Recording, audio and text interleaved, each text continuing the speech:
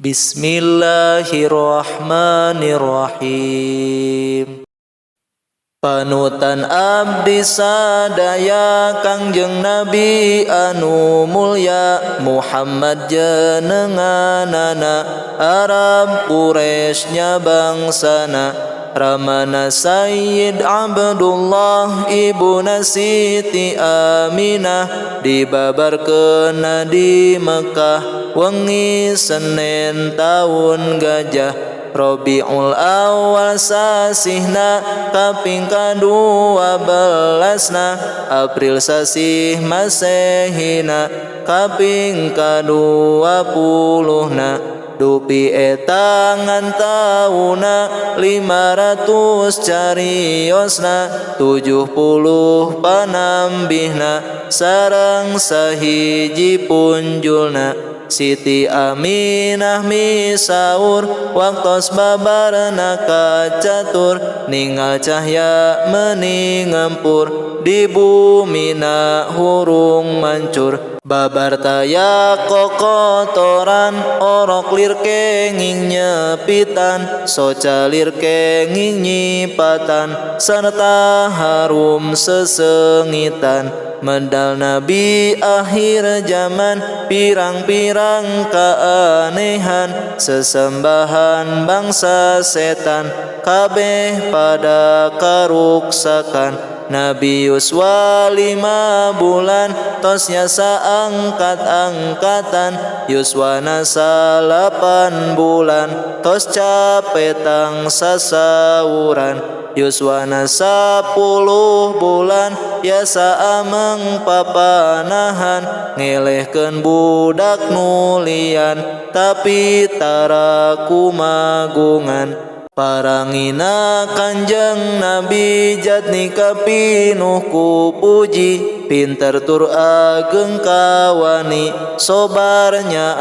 kasasami keur 4 taun yuswana diberesihan manahna Nabi dibelah dadana malaikat nu melahna Jibril kadua rencangna Mikail jenenganana ngesikeun kana manahna ilmu hikmah sapinuhna teras dada Kangjeng Nabi enggal dirapetkeun deui sarta teu ngaraos nyeri dicap ku khotamin Nabi harita Nabi ayana di lembur ibu inangna Halimah jenenganana Sa'diyah nami lemburna Rama Nabi kacaturkeun pupusna kacarioskeun waktos Nabi dibobotkeun 2 sasih kaunggelkeun keur 5 taun yuswana ditinggal pupus ibuna teras dirawat eyangna Abdul Muthalib asmana kersana Rabbul Alamin Kangjeng Nabi nu prihatin yuswa 8 taun yakin eyang namulih ka batin sabada wafat eyangna Nabi dirawat pamana Abi Thalib kakasihna saderek teges ramana Kangjeng Nabi sering pisan dicandak ka nagara Syam sok nyandak barang dagangan di dinya teh pajeng pisan kacatur di eta negeri seueur pandita Yahudi sarta pandita Nasrani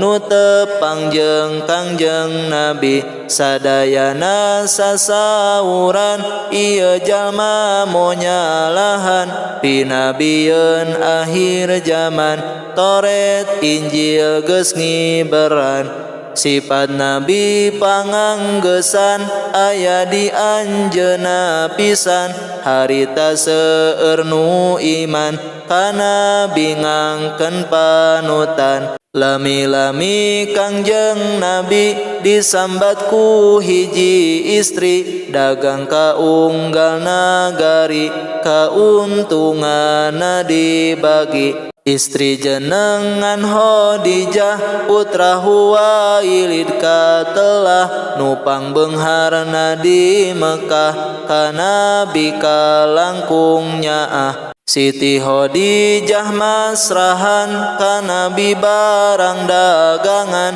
Maesaroh nu ngarencangan ka Nabi purah nyarengan. Kacarios Maesaroh teh seueur pamendakna aneh, ciciren Nabi nu soleh matak ngaherankeun kabeh. Tatangkalan uluk salam mega bodas sok mayungan, jeung aya cap kanabian dina salirana pisan. Pamendak Siti Khadijah cocok pisan jeung Maesaroh, akhirna Siti Khadijah ka Nabi mundut ditikah. Harita yuswana Nabi salawe taun kawarti, ngadak-ngadak sugih mukti tapi tambah sae ati. Karesepna Kangjeng Nabi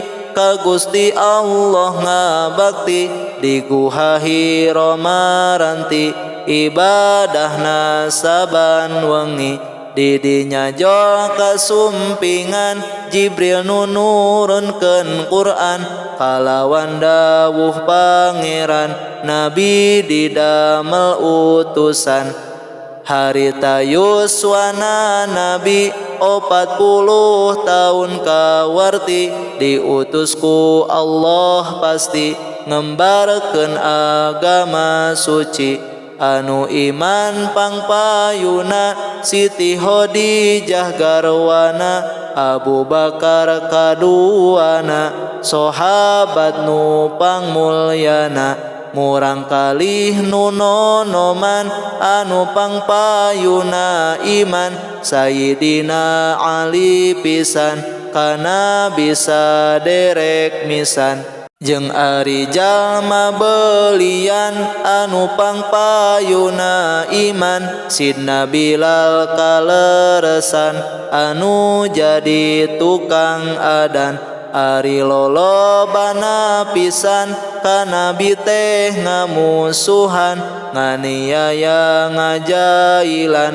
teu aya pisan ras-rasan. Para sahabat kantos ngalih ka nagri Habsyi nu tebih, di dinya anjeunna linggih kira kenging 3 sasih. Samulih sahabat ti Habsyi kacarios Kanjeng Nabi, kenging pohara cocobi kersana nu maha suci. Pamana sareng garwana kedah pupus duanana, harita Nabi yuswana ka 50 tauna. Tos pupus Siti Khadijah nikah ka Siti Saudah sareng ka Siti Aisyah Ummul Mukminin katelah. Tidinya karasa Pangeran maparinan kamulyaan ka Nabi nu akhir zaman, kakasih nu sifat Rahman. Nuju kaping 17 sasih Rajab nu kacatur, nurut qaul anu mashur Kanjeng Nabi teh disaur. Dipapagku malaikat nyandak buruk nu kasebat, lempangna teh cara kilat tungganganeun Nabi angkat. Ti Mekah ka Baitul Maqdis teu nganggo lami antawis, ku jalmi henteu katawis kersana Gusti nu wacis. Ti Baitul Maqdis terasna naekna tangga kancana, Mi'raj teh kasebatna ka langit Nabi sumpingna. tujuh langit sadayana jeung aras nu pangluhurna disumpingan sadayana katut surga narakana Kangjeng Nabi ditimbalan ku Gusti nu sifat Rahman anjeunna kudu netepan salat muji ka Pangeran sadaya jalmi nu iman sami pada kawajiban salat nu lima giliran henteu kenging dikirangan salat eta minangkana dina agama tihangna jalma nu luput salatna nyata rubuh agamana kacarios dina zaman mi'rajna nabi panutan yuswana teh kaleresan 52 jalan kafir Mekah kacaturkeun barang nabi nyarioskeun mi'raj lain dimulyakeun anggur pada nyengserikeun pada hasud ngakalakeun tidinya Allah ngeresakeun Kangjeng Nabi dialihkeun ka Madinah disirnakeun para sohbat pirang-pirang nu bumela milu iyang milu ngalih sewang-sewang henteu pisan sumoreang tambah kamulyaan Nabi di Madinah asal sepi jadi rame kuno ngaji muji kanu maha suci 10 tahun lamina di Madinah jumenengna agama Islam cahyana gumebyar ka mana-mana Negeri Mekah di perangan akhirna kaboyong pisan Nabi tambah kamulyaan yakin lain jijieun Ari yuswa Kangjeng Nabi 63 pasti makomna di jero negeri Madinah nagara suci puputrana Kangjeng Nabi aya 4 anu istri Siti Jenab nu kahiji Ruqayyah nu hiji deui Ummi Kulsum katiluna Siti Fatimah bungsuna Ari putra nu cikana Sidna Qasim kakasihna Sidna Abdullah raina Ibrahim nu katiluna eta nu genep putrana Siti Khadijah ibuna Sidna Ibrahim ibuna Maryah jenenganana istri ti Mesir asalna tah kitu turunanana putra nu pamaget kabeh pupus keur aralit keneh nu istri carogena teh para sahabat nu soleh Siti Zainab carogena Abul As jenenganana Siti Ruqayyah carogena Sidna Utsman mimitina Siti Ruqayyah hilang anjeuna turun karanjang Ummi Kulsum putri lanjang ditikah gentos nu hilang caroge Siti Fatimah Sidna Ali nu katelah bakaromallahu wajhah anu kamasyhurkeun gagah Ari putu Kanjeng Nabi 8 pameget istri Siti Umamah jeung Ali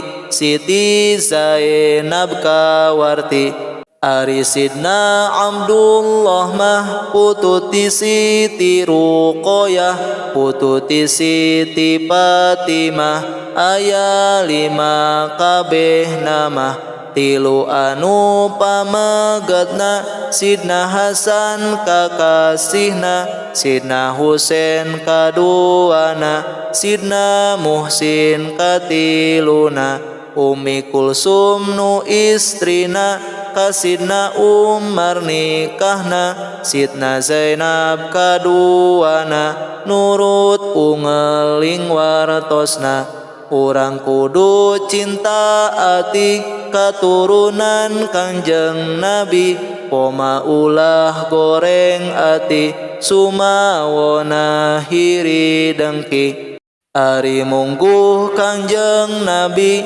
nyaahna langkung ti misti ka umatna jaler istri leuwih ti sepuh pribadi welas asih kanu miskin sumawon ka budak yatim pada sebeh ku paparin kadaharan jeung pasalin akuan ka urang kampung calik sata tangariung tara angkuh jeung adigung sanajan ka urang gunung kanu nyandang kasusahan gering jeung kapapatenan ngalayad sarta ngubaran ngajajabkeun ka kuburan manis saur manis budi estu musti kaning jalmi sajagat mo mendak deui sae rupi jeung parangi rarailir bulan purnami halisna lir katumbiri waos lir inten biduri salira harum wawangi estu kersaning pangeran lain sengit diminyakan karinget padanandean diparake sesengitan sakitu Nabi mulyana taya pisan adigungna angkat pungkureun sohbatna kalangkung handap asorna anggoan kersa lumayan najan nu geus ditambalan kitu deui katuangan banget pisan dikurangan betah dina kamiskinan lain sabab teu kagungan ngahaja bae ngirangan ngarah karidoan Tuhan pirang-pirang mukjizatna tawis kana bianana Quran nomer kahijina mukjizat nu pangmulyana tangkal nu perang dauna disiram tilas abdasna ngadadak loba buahna sarta hirup satuluyna domba nu banget kuruna sarta lalepet susuna diusap ku panangana ngadadak juuh susuna dina hiji waktos deui sobat kakirangan cai teras bae Kangjeng Nabi mundut cai anu kari caingan saketel pisan taya deui anu lian Nabi neuleumkeun panangan dumadak tuluy manceran cai mancar seueur pisan kaluar tina panangan sela-sela ramo pisan cukup ku jalma rebuan kacatur hiji badawi ngadoja ka Kangjeng Nabi nitah nyaur tangkal kai sina ngomong cara jami tuluy tangkal teh disaur harita ku Kangjeng Rasul tangkal datang ngagulusur akarna teh digugusur ngadeuheus ka Kangjeng Nabi uluk salam cara jami sanggeus kitu balik deui ka tempat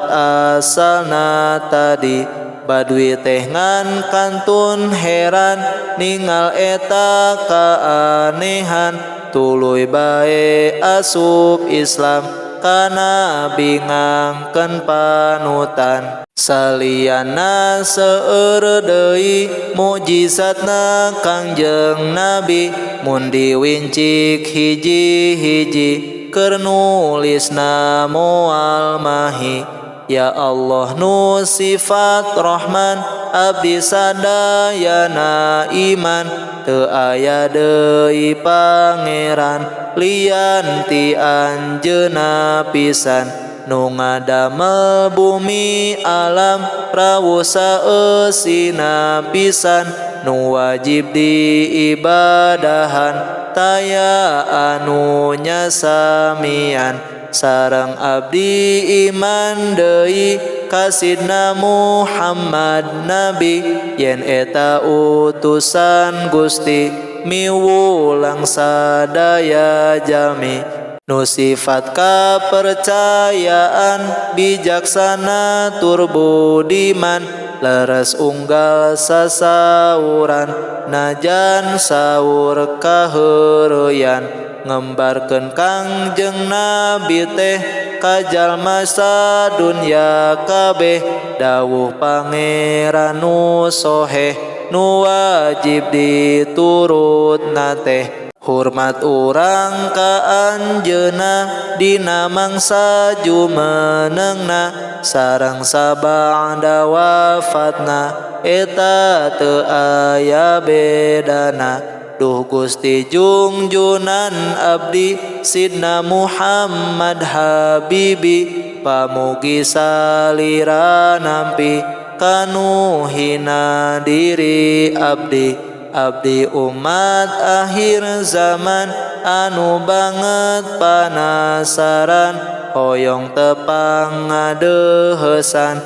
sejatumut serah badan di yaumil akhir pamugi abdi sing janten ngahiji sareng ibu rama abdi ngiring Gusti ka sawargi. Allahumma sholli wa sallim wa barik alaihi.